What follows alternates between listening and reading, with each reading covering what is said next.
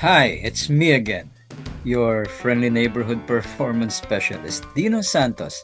And by special request from an old dear friend, Raju Manjan, I am giving this primer on how you can build up a team, especially because so many people need it. So, when we talk about building a team, we talk about things like having the five C's of teamwork, such as somebody has to be in command. And if you run a team building, it's important that you establish that those who are intrinsic leaders in the organization take a back seat. Let the lower echelon, the talents, take charge. This way, you can use the team building as a way of spotting high potentials, giving the young ones a chance to prove themselves. And then afterwards, you emphasize the value of communication. After all, good ideas until they're expressed remain unknown. Giving everybody an opportunity to express, to really communicate, because that word communicate by itself is contentious depending on which generation you're talking to. So, after communication, you help them develop their rules, or in other words, the third C, which is control.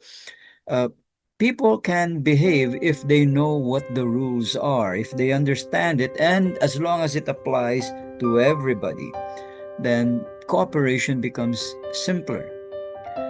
The next C has to do with coordination. So let's say they've planned and they're executing it. They need to prove that they're able to work together by doing what we call well timed efforts. Because if one thing isn't done ahead of the other, then they'll fail. In this case, they are forming a formation that allows them to get at the prize that they want. So, coordination is the fourth C, followed by cohesion, which is the fifth C. Cohesion shows the resilience of a team, especially when they are under attack from a rival group. This is one way that they can show that they've matured as members of a team, when they're no longer thinking about their own benefit but the benefit of the entire group. And one other thing that you need to consider is what we call the four levels of a team's development. There is, of course, the initial part, which is the uh, forming. This is where people get to know each other. Everybody's nice, fist bumping left and right. And then they eventually get to storming, where they test the limits of what they can do. So here they are trying to get the biggest chunk of a captured spider. In other words, being a bit selfish. And then eventually they realize that being selfish and self centered gets them nowhere. And so they end up norming or creating rules so that they don't quarrel with each other quite as much. Now, this stage is the most critical because often no rule will please everybody.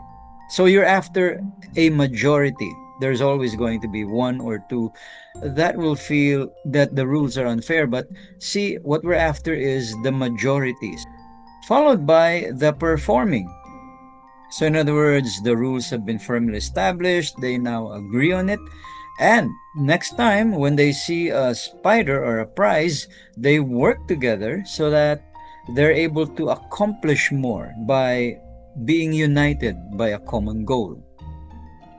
One other thing that team builders have to consider would be the four levels of conflict within an organization. Like this, for example, one ant expressing a need for the two other ants to stop smoking because the fumes is bothering me and everyone else in the colony. So it starts with irritation. This is where, at the lowest level, an ant can express displeasure and get the other two ants to behave for the benefit of the colony. Normally, this is the level at which things are easily resolved. So, when you see something wrong and you express it quickly, it is often nipped in the bud and results well overall. But if not, it devolves into what we call annoyance, and this is where uh, an ant might resort to shouting or becoming more aggressive to get the other non-compliant ant to uh, behave and to agree. But if not, then it devolves into the third level, which is resentment. This is where an ant no longer is willing to listen to the apology of the offending ant because, from his perspective, I've tried reasoning with you before, nothing seems to work. And so you have to do more than just saying you're sorry, you have to atone for it. And it's not yet hopeless when it's at this level because if atonement is done, then the issue is resolved. However, if not, it goes to the final level, which is what we call fight or flight, because anger, which is the final level, often results in either fighting or fleeing from the scene.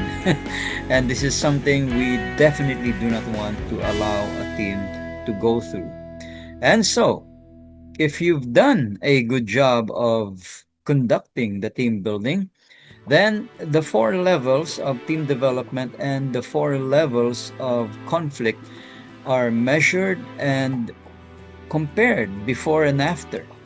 Same with the five C's of teamwork, because often a group needs to know how well they did before the start of the team building and then at the end of the team building. Of course, you also do a processing, so you summarize what they went through and you integrate, hoping to let them see how everything they went through applies back at the office or back at work. And so, Raju, and for everyone else listening, that's how you would run a team building. And for any questions or inquiries about team building and activities that you may want to do reach out to me, Dino Hermosissima Santos, because as you know, learning is a never ending journey with limitless vistas. Good day.